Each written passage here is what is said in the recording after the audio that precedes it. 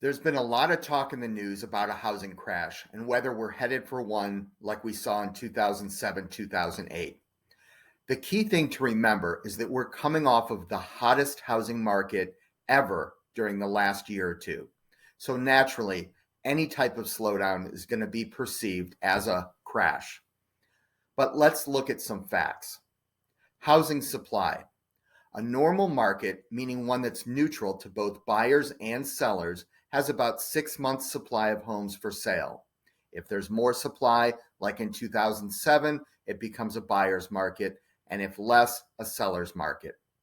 Today, we are looking at around 3 months' supply of homes, well under the neutral range. So even though there are more homes currently on the market than at the beginning of the year, which was the all-time low, we still have a way to go. And that'll take a lot of new homes being built to make up the difference. And that's going to take us several years to get to that point. When comparing inventory numbers to last year, the number the media likes to use is that we're up 27% from the same week in 2021. But we all know that COVID impacted these numbers greatly. So if we go back pre-COVID to 2019 numbers, we're actually down 43% from the same week in that year. Has the market cooled down? Absolutely. Higher mortgage rates, now hitting over 6% for the first time since 2008, are definitely having an impact, causing some buyers simply to give up and just leave the housing market.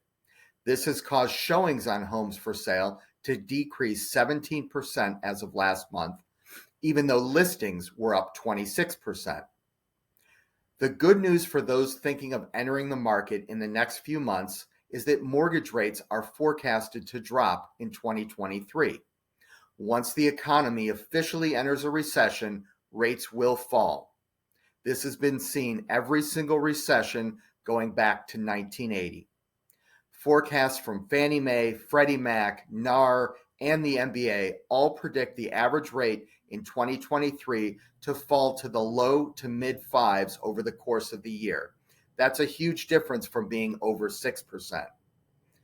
Another comparison to the 2008 crash and why this is much different is looking at things like unemployment, lending standards, and the amount of foreclosures. Unemployment was over 6% for 6 straight years starting in 2007. Today, it's only 3.5%. That means there's more people that are able to make their housing payments and looking for a place to live. Loans that were made over the last decade were also much higher quality than those made in the pre-crash era.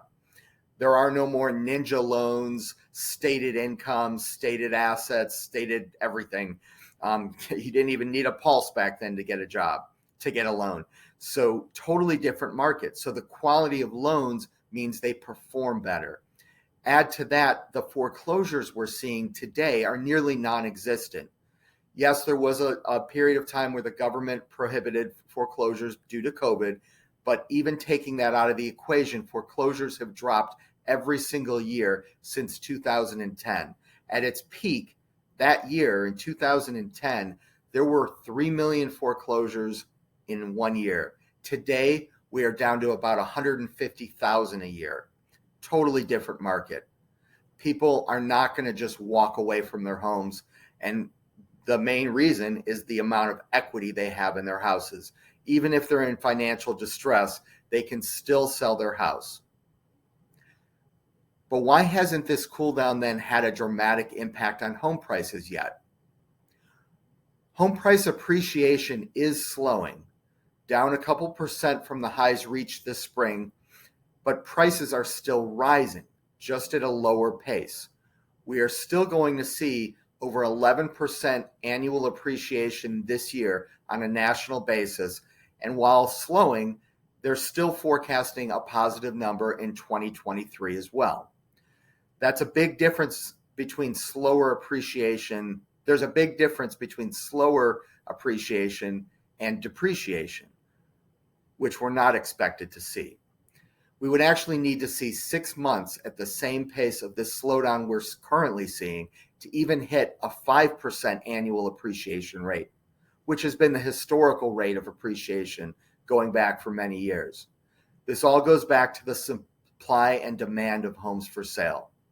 So yes, we are definitely slowing. There's no question about that, but we are far from crashing. So don't let the media's need to sell headlines stop you from entering the housing market and building your family's wealth. Have a great day.